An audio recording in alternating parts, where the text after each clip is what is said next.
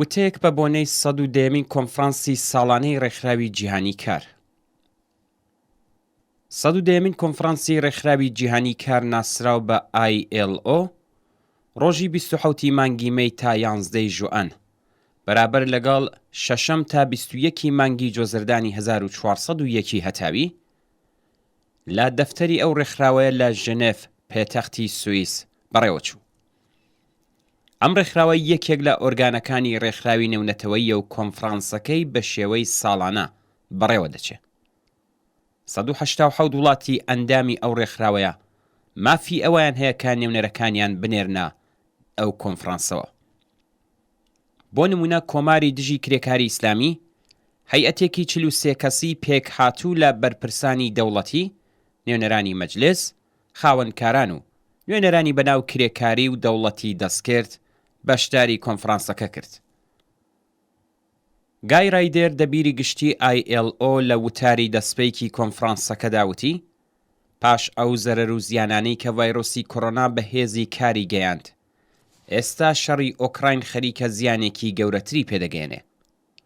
ناوبراو هۆکارەکانی قەیرانی ئێستای لە پەیوەند لەگەڵ بابەتی خۆراک، سوتەمەنی، کاروباری ماڵی، هەڵاوسانی ڕوو لە هەڵکشان، بێئاسۆیی، نەبوونی ئەمنیەت و بەریەکەوتنەکانی ناو کۆمەڵگا پێشکەوتوو و ناپێشکەوتووەکانی بۆ ئەم شەڕە گەڕاندەوە و پێشبینی کرد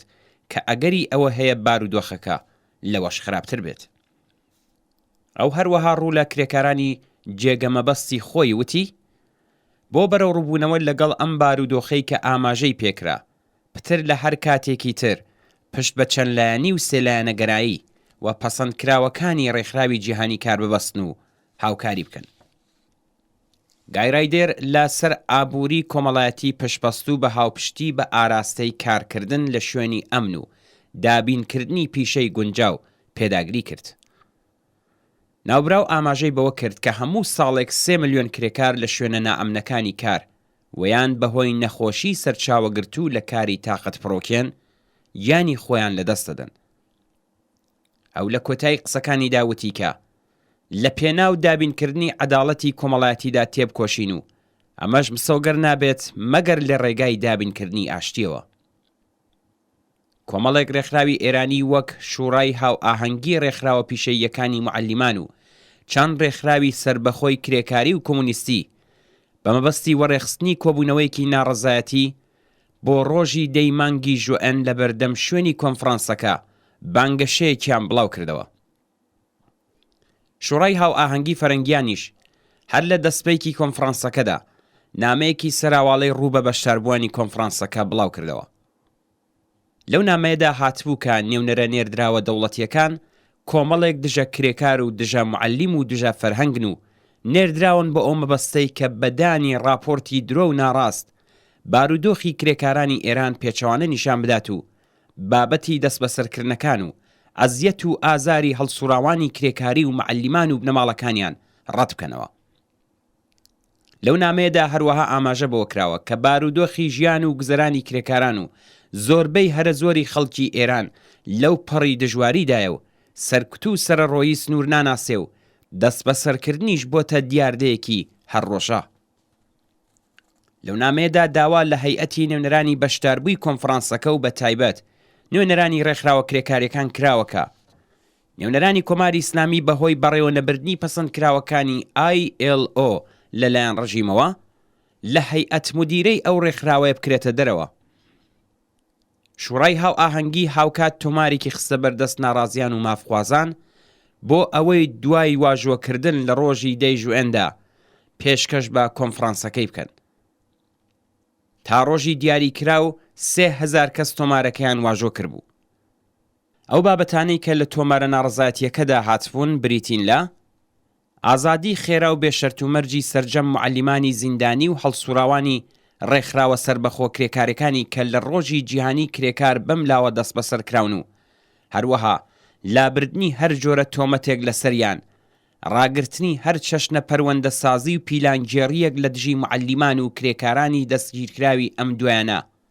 کۆتایی هێنان بە زیندانیکردن و ئەزیەت و ئازاری سەرجەم ئەو هەڵسوراوە سنفی و کرێکاریانەی لە حاڵی تێپەڕکردنی دەورەی مەحکومەتیەکەیاندان لابردنی خێرا و بێشەرت و مەرجی سەرجەم ئەو تۆمەتانەی خراونەتە پاڵ هەڵسوڕاوانی سنفی و زیندانی کراو لە ئێران و ئازادی سەرجەم دەست بە سەرکراوەکان، پێبەندکردنی دەوڵەتی ئێران بە ڕێزگرتن لە مافە بنەڕەتیەکانی کرێکاران و معەلیمان و موچەخۆران لە بواری ئازادی پێکهێنان و یان پەیوەستبوون بە ڕێکخراوی سربەخۆی سنفی و کرێکاری، ڕێزگرتن و لە بەرچاوگرتنی مافی ئازادی بەیان و مافی کۆبوونەوەی ئاشتی خوازانە بەبێ ترس لە دەستێوەردانی هێزە ئەمنیەتیەکان، لێکۆڵینەوە و کارکردن سەبارەت بە ناردنی هەیئەتێکی نێونەتەوەیی لەژێر چاودێری و هاو ئاهەنگی گروپێکی کرێکاری ڕێکخراوی جیهانی کار و فێدراسیۆنە نێونەتەوەیی ئیتحادیەکان بە مەبەستی لێکۆڵینەوە لە هەلومەرجی هێزی کار لە ئێران و کۆبوونەوە لەگەڵ ڕێکخراوە سنفیە سربەخۆکان و هەروەها چاوپێکەوتن لەگەڵ هەڵسوراوانی سنفی زیندانی کرا و بنەماڵەکانیان. جگە لە ڕێکخراوە ڕادیکاڵ و سوسیالیستەکانی ئێران، 4 سەندیکای کرێکاری فەڕەنسەش کە بریتی بوون لە کۆنفدراسیۆنی گشتی کار CGT، یەکێتی ئیتحادیە کرێکاریەکانی FECO، ئیتحادیەی کرێکاری هاوپشتی سۆلیداریس،